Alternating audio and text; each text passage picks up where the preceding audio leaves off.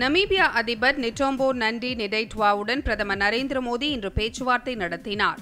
வின்ஹோக் நகரில் நடைபெற்ற இந்த சந்திப்பின் போது இரு நாட்டு அதிகாரிகளும் உடனிருந்தனர். இந்த பேச்சுவார்த்தைக்கு பிறகு இந்தியா நமீபியா இடையேயான பல்வேறு துறை சார்ந்த புரிந்துணர்வு ஒப்பந்தங்கள் கையெழுத்தாயின. இதனைத் தொடர்ந்து அங்குள்ள போர் வீரர்கள் நினைவிடத்தில் பிரதமர் நரேந்திர மோடி மரியாதை செலுத்தினார்.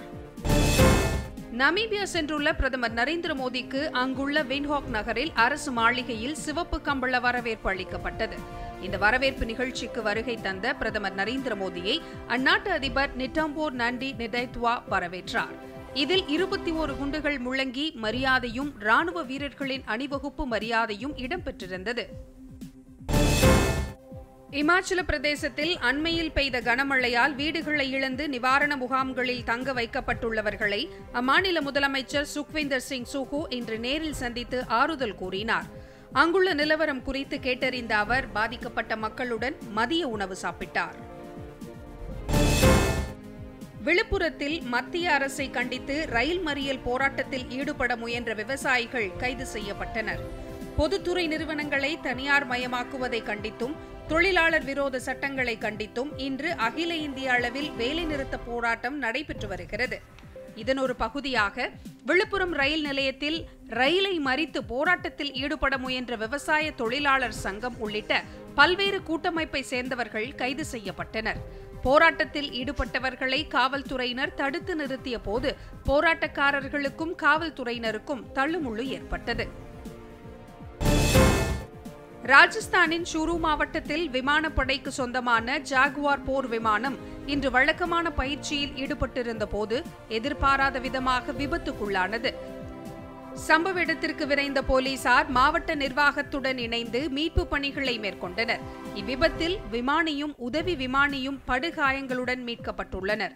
விபத்துக்கான காரணம் குறித்து ஆராய்வதற்காக உயர்மட்ட விசாரணைக்கு உத்தரவிடப்பட்டுள்ளதாக விமானப்படை தரப்பில் தெரிவிக்கப்பட்டுள்ளது. ஒய்எஸ்ஆர் காங்கிரஸ் கட்சியின் தலைவரும் ஆந்திர முன்னாள் முதலமைச்சருமான ஒய்.எஸ். ஜெகன்மோகன் ரெட்டி சித்தூர் மாவட்டத்திற்கு இன்று வருகை தந்தார்.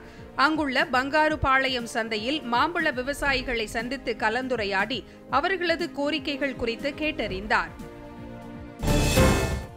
குஜராத்தின் வதோதரா மாவட்டத்தில் பாலம் இடிந்து விழுந்ததில் உயிரிழந்தவர்களின் எண்ணிக்கை 9ஆக அதிகரித்துள்ளது.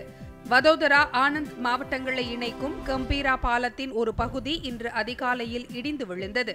அப்போது பாலத்தின் மீது சென்று கொண்டிருந்த 5 வாகனங்கள் மஹிசாகர் ஆற்றில் விழுந்தன. தகவல் அறிந்ததும் வதோதரா மாவட்ட நிர்வாக அதிகாரிகள் உடனடியாக சம்பவ இடத்திற்கு விரைந்து வந்து மீட்பு நடவடிக்கைகளில் ஈடுபட்டனர். இதுவரை 9 உடல்கள் மீட்கப்பட்டுள்ளன. இதனிடையே உயிரிழந்தவர்களின் குடும்பங்களுக்கு தலா 4 லட்சம் ரூபாயும் காயமடைந்தவர்களுக்கு தலா 50,000 ரூபாயும் நிவாரண நிதியாக வழங்கப்படும் என குஜராத் முதலமைச்சர் பூபேந்திர பட்டேல் அறிவித்துள்ளார். மும்பை தீவிரவாத தாக்குதல் சம்பவத்தின் மூளையாக கருதப்படும் தகாவூர் ராணாவின் நீதிமன்ற காவலை வரும் ஆகஸ்ட் 13ஆம் தேதி வரை நீட்டித்து சிறப்பு தேசிய புலனாய்வு முகமை நீதிமன்றம் உத்தரவிட்டுள்ளது. இந்த வழக்கில் அமெரிக்காவில் கைது செய்யப்பட்ட ராணா இந்தியாவின் கோரிக்கையை ஏற்று இந்தியாவிற்கு கடந்த ஏப்ரல் மாதம் நாடு கடத்தப்பட்டது குறிப்பிடத்தக்கது. சத்தீஸ்கர் மாநிலத்தின் ராய்கர் வனத்துறை சார்பில் வெளியிடப்பட்டுள்ள யானைகள் வீடியோ காட்சிகள் அனைவரது கவனத்தையும் ஈர்த்துள்ளது. ட்ரோன் உதவியுடன் எடுக்கப்பட்ட இந்த வீடியோவில் பருவ காலத்தில் குகை ஒன்றில் யானைகள் மண்ணில் உருண்டு புரண்டு விளையாடும் காட்சிகள் பதிவாகியுள்ளன.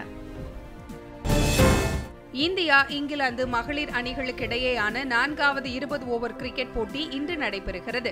இந்த போட்டி இங்கிலாந்தின் மான்செஸ்டர் நகரில் இன்றிரவு 11 மணிக்கு தொடங்குகிறது. இந்த தொடரில் முதல் 3 ஆட்டங்கள் முடிவடைந்த நிலையில் இந்தியா 2-1 என்ற கணக்கில் முன்னிலையில் உள்ளது.